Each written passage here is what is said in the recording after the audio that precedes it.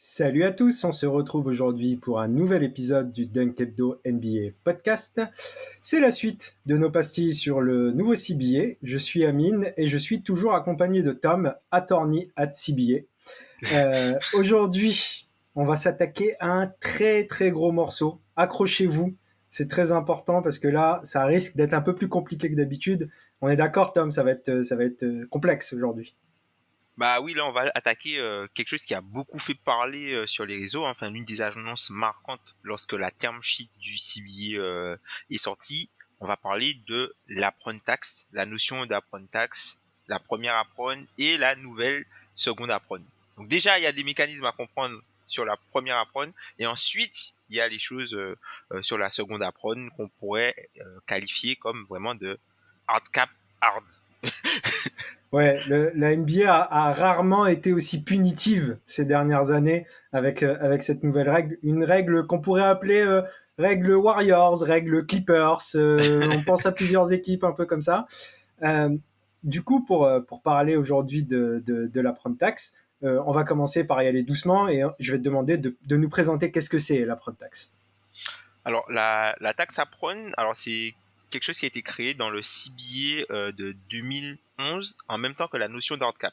Un peu comme, tu vois, les bird rights vont avec les cap hold, ben, le hard cap va avec l'apron tax. Puisque quand tu es une équipe en NBA et que tu es hard capé, le montant auquel tu es hard capé est le montant qui correspond à l'apron tax.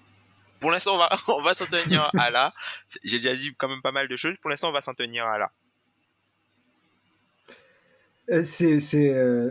Pour l'instant, c'est quelque chose qui, ça va, vous allez pas nager dans quelque chose d'inconnu totalement. Je pense que vous avez déjà entendu un peu parler d'apprend tax. Euh, c'est quoi la différence entre le hard cap et le soft cap, Tom? Alors, tu vois, aujourd'hui, en NBA, on a un soft cap, pardon. C'est-à-dire que tu peux l'excéder en utilisant des exceptions. Donc, tu peux avoir, on te dit que le salary cap, il a un certain montant, mais en utilisant, par exemple, les bird rights, tu peux signer un joueur en étant au-dessus du salary cap. En utilisant, par exemple, une taxpayer mid-level, bah, même si tu es au-dessus du cap, enfin, tu dois être au-dessus du cap pour pouvoir l'utiliser, mais du coup, tu peux excéder le cap pour signer un joueur. La différence avec le hard cap, c'est que c'est un montant que tu ne peux pas dépasser. Donc, par exemple, aujourd'hui, si on parle de l'apprend tax, elle se situe à 6 millions au-dessus de la luxury tax. Donc, si par exemple, là, par exemple, le salary cap de cette année, on avait un cap à peu près 124 millions, on avait la luxury tax à 150 millions et l'apprend tax se situait à 156 millions de dollars.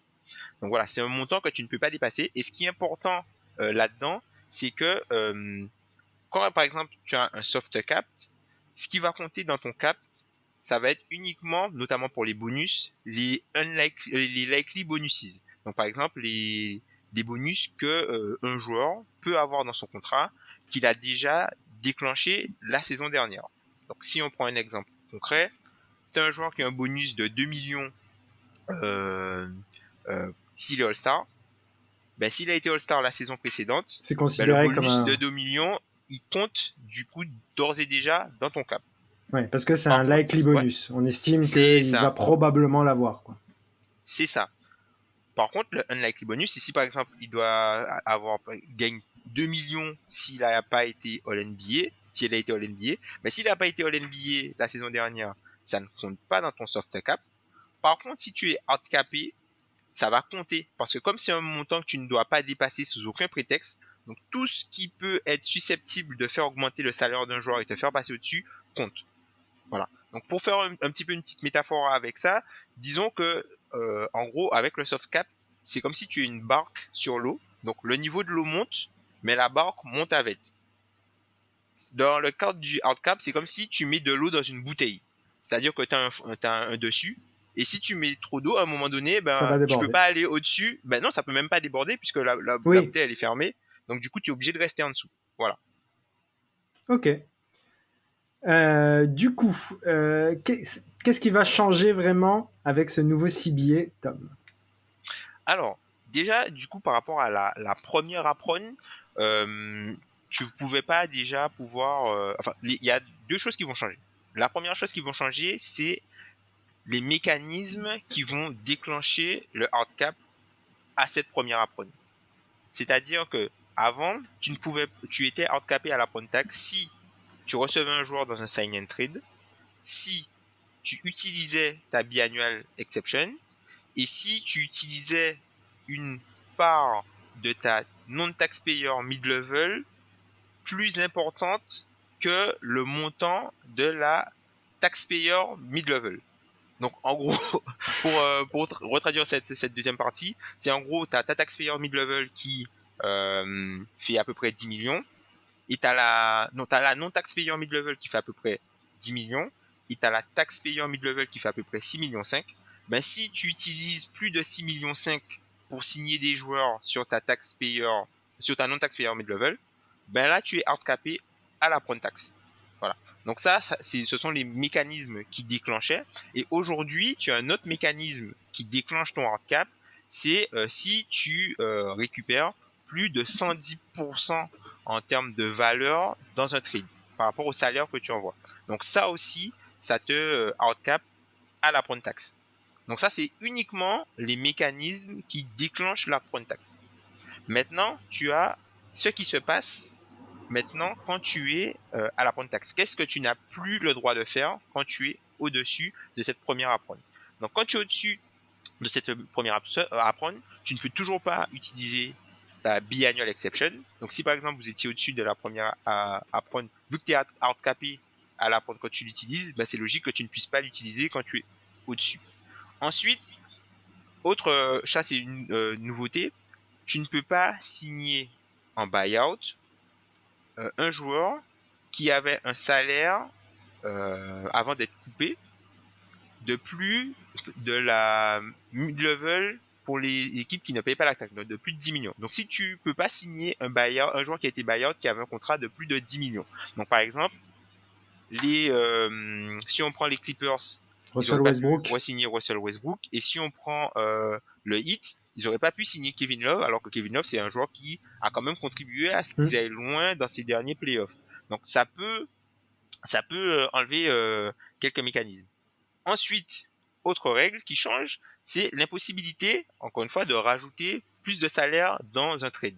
Donc par exemple, le trade qu'on a eu, par exemple, de Covington Powell contre Justice Winslow plus Patrick Beverly, là c'est plus possible. Ça, ce genre de trade, c'est plus possible. Non, pas Patrick Beverly, contre Bledsoe, pardon, c'était Bledsoe, je crois. Oui. Bledsoe à l'époque, c'était Bledsoe, pas Beverly. Et autre dernière chose et dernier point qui change, alors ça, ce sera à vérifier du coup dans le CBA final, puisque là on n'a que la term sheet, on n'a pas tous les détails. C'est que les exceptions dont tu hérites quand tu fais les trades, ben, si tu es au-dessus même de cette première apron, à la fin de la saison, plus d'exceptions. Tes exceptions, là, tes trade exceptions, c'est gelé. Puisque finalement, tu ne peux pas, enfin, tu ne devrais pas pouvoir récupérer plus de salaire que tu envoies, et c'est à ce que ça sert les trade exceptions, c'est-à-dire de faire matcher un salaire sans avoir envoyé un salaire à côté. Donc c'est logique au final. On se rappelle que Boston s'en était servi, justement, ils avaient récupéré pas mal de trade exception, et je crois pour Fournier notamment, ils avaient utilisé une trade exception. C'est ça. Enfin, c'était la trade exception pour Gordon Hayward. Oui. Du coup, ils avaient mis Fournier dedans, et puis voilà. Et les Warriors avaient fait le même mécanisme avec Kelly Oubre, où ils avaient utilisé, récupéré la trade exception pour Kelly Oubre, utiliser et jusqu'à faire bouger l'argent, quoi. Donc là, ce qu'il faut savoir aussi, c'est qu'on ne parle que de la première apron. Donc si vous considérez déjà que c'est très punitif, attendez de voir ce qui va arriver, parce que ça risque d'être bien pire. Si le mécanisme actuel du coup avait eu lieu cette saison, quelles équipes auraient été concernées par tout ça finalement? Ben, au final, en regardant avec les années, il y a pas mal d'équipes qui sont handicapées au fur et à mesure des années. Et quand je regarde par exemple sur les 2 dernières saisons, il y avait 40% de la ligue qui était handicapée, alors pour des raisons différentes. Hein. Alors par exemple, on peut prendre, il y avait 12 équipes, on va les lister. Par exemple, tu avais Memphis qui était handicapé puisqu'ils avaient signé le rookie Kennedy Chandler, qui est un rookie du 2e tour, avec la non-taxpayer mid-level, rookie qu'ils ont coupé, donc draft dramatique. Le Heat, du coup, qui s'est hardcapé en signant Kevin Love pour le montant de la biannuelle. On a les Wolves qui ont utilisé la totalité de leur mid-player, de leur mid-level, pardon, la non-tax mid-level sur Kyle Anderson. Oklahoma City qui l'a utilisé pour signer le deuxième tour Jalen Williams. On a Orlando qui a utilisé sur Caleb Houston aussi. Tu vois, tout ça, c'est des choses qui normalement ne devraient plus arriver puisque on a aussi la création de la second round exception dont on parlera peut-être. Donc il y a Philly pour PJ Tucker et Daniel House, le combo. Les Blazers pour Gary Payton 2. Les Kings pour Malik Monk. Toronto pour Otto Porter Jr., top 15 shooter et Christian Koloko. Le Jazz, qui lui c'est un peu différent parce qu'ils ont acquis Colin Sexton dans le cadre d'un sign and trade où il y avait l'échange de Donovan Mitchell. Et les derniers c'était les Wizards parce qu'ils ont utilisé la totalité de la non-taxpayer mid-level sur Delon Wright. Du coup, beaucoup d'équipes, quand je retire un peu tout, beaucoup d'équipes qui sont retrouvées dans cette première apron, pas forcément toujours pour des choix hyper importants et hyper intéressants finalement pour leur avenir finalement. C'est ça. Alors, ils étaient pas au niveau de la prod, c'est simplement qu'ils étaient outcapés à ce niveau-là. Oui. C'est-à-dire qu'ils pouvaient pas aller au-delà. Voilà, ils pouvaient pas aller au-delà à cause d'actes délibérés entre guillemets qu'ils ont décidé de faire pendant l'intersaison.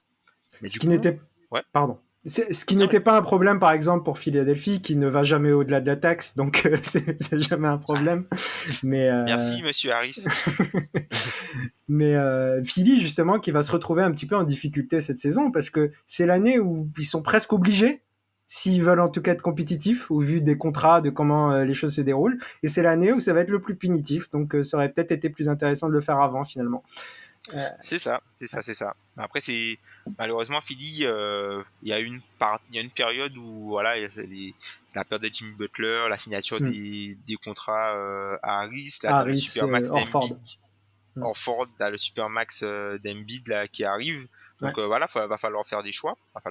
Et potentiellement ils seront touchés par la première ou la seconde apron. C'est ça. Ça peut arriver très vite en réalité. Du coup, on va parler justement de ça. On va parler de la seconde apron. Alors, Tom. Du coup, la seconde apron, donc c'est une nouveauté du CBA 2023. C'est quelque chose qui n'existait pas avant et qui a été créé du coup pour limiter les grands dépensiers, c'est-à-dire les personnes qui sont largement au-delà de la luxury tax et de la première apron. Donc par exemple, la seconde apron sera déclenchée à partir de 17 millions 5 au-dessus de la luxury tax. Donc c'est quand même assez grand puisque pour donner un peu un contexte, dans les tranches qui sont prévues en tout cas dans la CBFAQ de Larry Coon, dans les tranches prévues pour les montants entre guillemets pour le dollar pour dollar ou dollar vaut 1.5, il y a 3 tranches. Il y a la tranche entre 0 et 5, il y a la tranche entre 5 et 10 et il y a la tranche entre 10 et 15. Donc 17 millions 5, c'est au-dessus des tranches qui sont actuellement prévues dans la CBA FAQ. Donc par exemple, pour ce alors donc c'est 17 millions 5, ça veut dire qu'on serait aux alentours de 11 millions au-dessus de la première approche. Donc ça, c'est la création et ça va permettre de freiner, entre guillemets, les gros dépensiers, un peu pouvoir contrôler le budget des équipes. Et je pense que c'est aussi un levier de négociation pour les propriétaires avec les joueurs où ils vont dire, écoutez les mecs, là on peut pas aller plus haut parce que avant ça nous coûtait que de l'argent, aujourd'hui ça va nous coûter beaucoup plus que de l'argent. C'est un peu là qu'elle se situe la Warriors Clippers rule. En l'occurrence, quand on parle un peu de ces deux franchises, j'ai l'impression que c'est pas celle qu'on pense en premier justement dans le cadre des dirigeants qui ont de bonnes excuses. Au contraire, on est sur des franchises qui veulent dépenser le maximum pour avoir la meilleure équipe possible. Donc là c'est des vraies pénalités qui les toucheraient en l'occurrence. Du coup, je pense que tu as répondu au pourquoi. L'idée, c'est de freiner cette folie dépensière quand on est sur des marchés qui sont hyper rentables de toute manière et que l'objectif c'est de gagner à tout prix parce qu'on gagne plus d'argent quand on gagne à tout prix, peu importe ce qu'on perd. qu'est-ce qu'il y a comme autre raison pour lesquelles la NBA a pu prendre cette décision? Il y a que ça finalement? Je pense que c'est ça, hein, c'est vraiment la notion d'équité. Je pense que les propriétaires qui veulent pas dépenser beaucoup se sont dit, eh, mais les gars, si eux ils ont le droit de dépenser autant alors que moi je mets tant comme budget, ben au final je pourrais jamais gagner le titre et je pourrais jamais me battre à armes égales. Donc on va limiter ceux qui dépensent le plus et mettre des mécanismes en place, notamment en rendant la luxury tax ou du moins les premiers paliers de la luxury tax moins pénalisants pour permettre à ceux qui sont un peu en deçà de c'est-à-dire, ben, ils peuvent dépasser et rattraper la concurrence. Après, je pense que c'est aussi une notion de contrôle, hein, puisque si tu peux rester au-dessus et ton propriétaire il peut que payer, au final, tu vas finir par avoir, parce que tu vas entre guillemets avoir des contraintes. Tu vas arriver toi avec qui a moins de budget avec des contraintes financières que quelqu'un qui dépense déjà beaucoup plus que toi n'a pas. Donc c'est vraiment la logique d'équité et éviter comment ça s'appelle éviter qu'il y ait un trop grand écart type entre les différentes masses salariales de la ligue quoi. Que ça reste un peu dans une certaine fourchette. Finalement, c'est quelque chose qui revient assez souvent dans la NBA, dans les choix de CBA. On essaie toujours de garder la meilleure homogénéité possible de niveau entre les équipes. Le problème, c'est qu'à chaque fois, il y a des petits malins qui arrivent à trouver des solutions et qui se débrouillent pour contourner un peu ça. Donc là, en gros, c'est la grosse règle pour arrêter le dernier gros contournement qu'il y a eu des règles. On est d'accord là-dessus, Tom? Ouais, mais en fait, je pense que ça empêchera pas des équipes d'y aller si elles veulent jouer le titre, c'est-à-dire que ce sera le coup justement de faire en sorte qu'on soit contender et puis on vivra avec. Mais je pense que ça limite. Là, t'as vraiment la notion de, ok, ça va être un peu un handicap, quoi. Ça va être un peu un handicap, et tu pourras dire vraiment, on ne va pas au-dessus, puisque au-delà de simplement dépenser de l'argent, on aura peut-être des pics de draft qui vont être bloqués. Il y a des mécanismes qu'on ne pourra pas utiliser pour renforcer l'équipe. On ne pourra pas faire de trade à certains moments, sans compter tout ce qui s'applique déjà à la première apron, quoi. Donc là, c'est vraiment si tu y vas, non seulement tu vas pas rester longtemps, c'est que je pense que c'est l'affaire de 1 ou 2 ans, mais aussi c'est parce que dans la notion de pourquoi tu y vas, c'est que tu sais que tu joues le titre, que tu es un favori, quoi. Ouais, c'est ce que j'allais dire, c'est-à-dire c'est la raison pour laquelle tu vas aller jusqu'à la seconde apprendre, c'est le all-in. Tu es sûr. Exact, Tu exact. vas, C'est tu, vraiment le all-in. tu sais pas grave. J'ai pas envie de perdre mes joueurs sur 1, 2 ans. Je garde ce groupe, je suis limité, mais avec ce groupe, je suis sûr, on peut y aller quoi. En gros, l'idée c'est ça. Mais sinon, pour la plupart des équipes, l'idée de cette nouvelle règle, c'est aller dans la luxury tax, il y a pas de problème, mais n'allez pas dans la seconde apprendre. C'est ça, c'est ça. Allez dans la Luxury Tax. Si vous voulez, vous pouvez aller jusqu'à dépasser la première apron. Mais une fois que vous arrivez à la seconde apron, attention, gare à vous, parce que c'est pas un endroit où être vraiment. Parce que globalement, si on liste les choses qui peuvent se Ouais. passer une fois qu'on est dans la seconde apron, alors en dehors de tout ce qui se passe quand vous êtes déjà Dans la au-dessus de la première. première apron, hein, ça c'est en plus, c'est du bonus, comme on dit, c'est du bonus. Alors vous ne pouvez plus du coup utiliser la taxpayer mid-level. Donc par exemple les 6 millions 5 que vous avez pu, par exemple que les Warriors ont utilisé sur DiVincenzo, que Boston avait pu utiliser sur Gallinari, bah ça disparaît.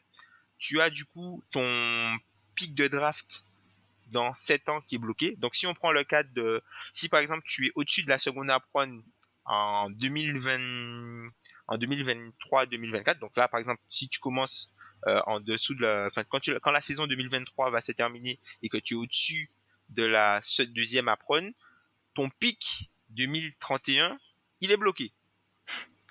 Il est bloqué, c'est-à-dire que tu ne peux pas le transférer. Donc avec tu vois toutes les notions de step and rule où tu envoies un pic, 2 pics, un pic swap, au final 7 ans, c'est pas si loin que ça. Donc du coup, ça va amenuiser en fait les packages que tu seras en mesure de faire en plus des restrictions que tu as déjà pour les trades où il faut faire matcher les salaires. Donc là, c'est vraiment coup de massue, c'est vraiment un coup de massue sur la tête. Tu ne pourras toujours pas du coup signer des agents libres là du marché des buyouts. Mais là tu pourras pas signer de buyout du tout. Donc c'est même plus ceux qui sont au-dessus de 10 millions, tu pourras plus signer de buyout du tout. Tu ne pourras plus non plus envoyer de cash dans les trades. Parfois tu as des équipes qui voilà qui vont faire un trade même en dehors de simplement envoyer le cash pour un joueur, hein. Des fois tu envoies pour un le pic. joueur plus du cash. Mais si tu Oui. veux par exemple acheter un pick au deuxième tour, non gros, Tu peux pas. c'est pas possible, tu peux pas. Donc voilà, c'est alors Il reste les heureusement signatures au minimum en fait, finalement. voilà, c'est ça, voilà, exactement. Il va te rester les signatures, c'est exactement ça. Il va te rester les signatures au minimum, puisque voilà, et puis la mise en place de la deuxième apprendre, elle va être faite en deux parties. Donc tu auras la première partie où tu auras juste pas le droit de comment ça s'appelle, tu auras pas ta taxpayer mid-level, tu auras peut-être t'auras le pic de draft bloqué donc, en 2031, mais c'est juste ça. Donc, ensuite, là, on va commencer à avoir des choses plus punitives à partir de la saison 2024-2025. Mais par exemple, si on prend bah, attends, je te laisse parler, parce que là, je parle déjà depuis longtemps, je te laisse parler. Non, mais justement, c'est ce que je voulais savoir finalement dans l'idée.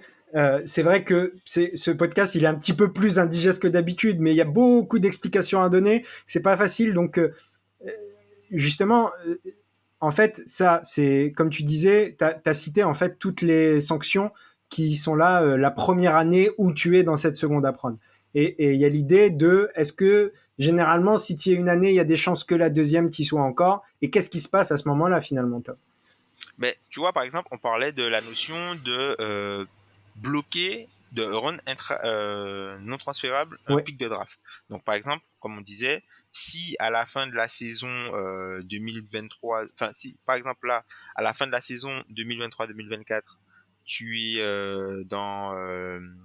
es au-dessus de la seconde apprendre, ben, ton pic de 2031, il est bloqué. Si la saison 2025 tu es aussi au-dessus de la seconde apprendre, ben ton pic, non seulement il est bloqué, mais tu as le pic du coup de 2032 qui est bloqué, mais ton pic de 2031, lui, il va directement à la fin du first round. Donc, du coup, ça veut dire que... Ça devient un 30e choix? Oui, pour l'instant, c'est ça. Ça devient un 30e choix. Donc, donc imagine, tu fais ton projet, tes stars ne sont plus là. En 2031, même si tu tankes, tu sais que ton pic, si tu sais où il est. Voilà, tu sais où il est. Sauf si tu arrives à débloquer ce pic, et tu as des possibilités de débloquer ce pic. Et pour débloquer du coup ce pic, il faut que tu ne sois pas au-dessus de la seconde apprendre 3 années sur 4. C'est-à-dire que si par exemple en 2024 tu es au-dessus de la seconde apprendre, ton pic 2031 il est bloqué, ben tu peux le débloquer uniquement si tu es en dessous de cette seconde apprendre en 2025, 2026 et 2027. Donc du coup, ça donne pas envie d'y être. On va se le dire forcément. Là, c'est pour ça qu'on parle vraiment de hard cap hard, dans le sens où même si tu as quand même des possibilités pour être au-dessus, tu as tellement de pénalités, on va dire, dans ta construction d'effectifs, et tu as tellement grand manque à gagner en termes de flexibilité globale que ça vaut pas le coup d'y aller, quoi. Ça vaut vraiment pas le coup d'y aller, ou sinon si tu y vas, c'est vraiment une saison, après tu pars. Quand je t'entends parler sur la règle avec les pics et tout, je me dis, là, je pense que celui qui s'est attaqué à l'apprendre taxe, à la seconde apprendre, pardon, c'est quelqu'un de très vicieux. C'est quelqu'un qui a vraiment bossé pour être le plus punitif possible. Il va y avoir une petite, je pense, des conséquences assez rapidement, finalement. Est-ce que justement les équipes vont pas essayer tout de suite de celles qui sont déjà à peu près à ce niveau, voire des fois bien au-dessus en plus, hein, on parlait des Warriors et des Clippers tout à l'heure. Est-ce que comment sortir justement de cette seconde apprendre avant que la règle n'arrive, quoi, finalement? Il faut faire des salary dump. T'as pas d'autre choix que de faire des salary dump, et voilà, hein, te séparer de salaire, baisser ta masse salariale pour pouvoir de nouveau rentrer dans les clous, quoi. Donc il va falloir redescendre, mais c'est difficile de redescendre quand tu es aussi haut. Ouais. Ce qui m'intéressait, on en avait parlé justement dans le cadre. Je sais que je parle beaucoup de Philadelphie, je suis désolé, mais je trouve que c'est un exemple intéressant. Je cherchais une solution pour Tobias Harris, et c'est toi qui m'avais dit d'aller regarder du côté des équipes justement qui sont très au-dessus de cette seconde à prendre, parce que son contrat expirant pourrait être une solution à moyen terme pour en sortir en fait. Et justement, peut-être qu'il faudra surveiller les contrats expirants de manière générale, parce que ça pourrait beaucoup bouger dans ces équipes qui pourrait envoyer plusieurs gros contrats à plus longue durée pour pouvoir, à moyen terme, sortir de la seconde à prendre. Est-ce que tu as quelque chose à... Oui. Non, c'est une super idée, hein, c'est une super idée, ça. C'est vraiment essayer de te dire, bon, ben, ok, j'y vais pour un an, mais je sais que l'année prochaine, ben, même si j'ai moins de puissance de feu, je vais perdre le joueur, mais je sais que je serai plus dans cette seconde à prendre parce que, encore une fois, hein, une fois que tu y es, une fois que tu es aussi haut, c'est difficile de redescendre. D'en sortir. C'est difficile de redescendre parce qu'il te faut des équipes qui sont capables d'ingérer le trop plein de salaire que tu as. Et il te faut aussi des équipes qui ont la volonté de faire en sorte que tu en sortes, parce que ça peut être aussi un jeu de dupe, hein, Ouais. dans le sens où, ok, eux, ils sont bloqués, machin, on va essayer de les extorquer, on va extorquer un pic, machin, on sait que t'as tel pic qui est déjà bloqué, ça peut être un jeu de dupe. Et même au niveau des trades, moi ce qui va être marrant, c'est par exemple, qu'est-ce qui se passe si tu fais, tu vois, les espèces de trades là avec 3 pics, 2 swaps, avec une équipe qui a son pic qui peut être bloqué. Ouais. Est-ce que ton pic non protégé, qu'est-ce qu'il fait? Est-ce qu'il C'est reste vrai. bloqué 30e? Ça, tu vois, c'est des trucs. C'est vrai que j'avais Pour pas l'instant, on pensé sait à pas. ça. Le pic bloqué, si c'est un swap déjà et tout, Ouais. oh là là, ça va être des calculs. Déjà, on a essayé de rendre ça plus clair, mais là, là j'ai mon cerveau qui fume, hein, je vous le dis. Je sais pas si vous voyez de la fumée au-dessus de ma tête. Est-ce que tu as d'autres choses à ajouter, Tom, sur le sujet? Parce qu'on a déjà fait long. Hein. Ouais. Non, je trouve que ça va être vraiment une règle qui va un peu secouer la NBA. Je pense qu'il y a des équipes qui vont, comme tu as dit, hein, qui vont essayer de s'y prendre tôt. Et je pense qu'on peut assister à une vague massive de, pas de salary dump, mais de trade pour baisser déjà la masse salariale, puisque c'est quelque chose où avant c'était pas prévu, ça n'existait pas ça. Donc il y aura peut-être des équipes qui vont se précipiter pour se séparer de certains contrats, ou d'autres équipes qui plutôt que par exemple aller signer et montrer très haut, par exemple si on parle de Miami qui a pas mal de problématiques d'agents libres avec les Kevin Love, les Gabe Vincent Max Strus. et Max Strus, bah, plutôt que monter et se dire on verra après, bah, t'as un de ces gars-là qui va pas signer, quoi. Parce qu'ils savent que une fois qu'ils monteront très très haut, bah, faudra utiliser des assets potentiellement pour s'en séparer et redescendre. Sauf que quand tu es dans le cadre d'une équipe comme ça et que tu veux être compétitive, t'as plus d'intérêt à utiliser tes assets en termes de pick de draft pour aller chercher un joueur plutôt que pour te séparer de talent pour faire des mouvements financiers. De toute façon, c'est comme avec tous les gros ajustements, justement. Il y a des équipes qui vont en profiter et d'autres qui vont devoir réagir très vite, justement, parce que la situation, elle va vite être compliquée pour eux s'ils ne réagissent pas vite. Je pense qu'on a fait le tour, Tom, non? Ouais, on a fait le tour. Donc du coup, il faudra surveiller, je pense, bah, déjà les Warriors, les Clippers, potentiellement des équipes comme Denver aussi, Ouais. parce que il y a avec des cas particuliers, Boston et voilà, Miami, hein, les équipes qui sont hauts, même Atlanta. Atlanta aussi, il faudra, faudra surveiller Atlanta avec Il y a même, la masse salariée, même des jeunes Tayloré, Brooklyn avec ton ami c'est Ben ça, Simmons. Brooklyn, Ouais. pour le peu qu'il joue, moi je me demande si ça va proposer des contrats par exemple à Cam Johnson, ce genre de situation, parce que c'est trop compliqué en fait pour ou alors va falloir trade rapidement pas mal de joueurs aussi. C'est ça qui rend la situation complexe. Très bien, bah je pense qu'on a fait le tour. Bon, on espère que ça a été digeste, mais bon, c'est vrai que Ouais, c'est pas on rentre évident. vraiment dans le côté vraiment un peu nébuleux et je vous en veux pas si vous avez pas compris. N'hésitez pas à nous poser des questions. Hein. Enfin, n'hésitez pas à poser des questions à Tom. Excusez-moi, pas à moi. Je pense que Tom saura beaucoup mieux vous répondre. Sur Twitter, c'est @TomFeller, hein, évidemment. Vous le retrouvez et vous lui posez des questions si vous avez pas bien compris quelque chose. Je vous remercie à tous de nous avoir écoutés. Vous savez où nous retrouver sur YouTube, sur les plateformes de podcast, Deezer, Apple Podcast, Spotify. Vous connaissez les bails, 5 étoiles sur les plateformes, le petit commentaire. Voilà, toute l'équipe est sur Twitter. Il n'y a pas que Tom. Moi, c'est @biggie Big Sauce. underscore sauce.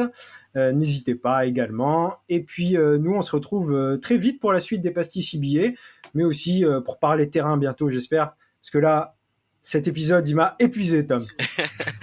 Désolé. Non. Mais au moins, là, moi, grâce à toi, aujourd'hui, je commence à avoir mon petit niveau en CBA. Grâce à toi. Et t'as la Donc, je suis tête. content. Allez, salut tout le monde. À bientôt. Salut.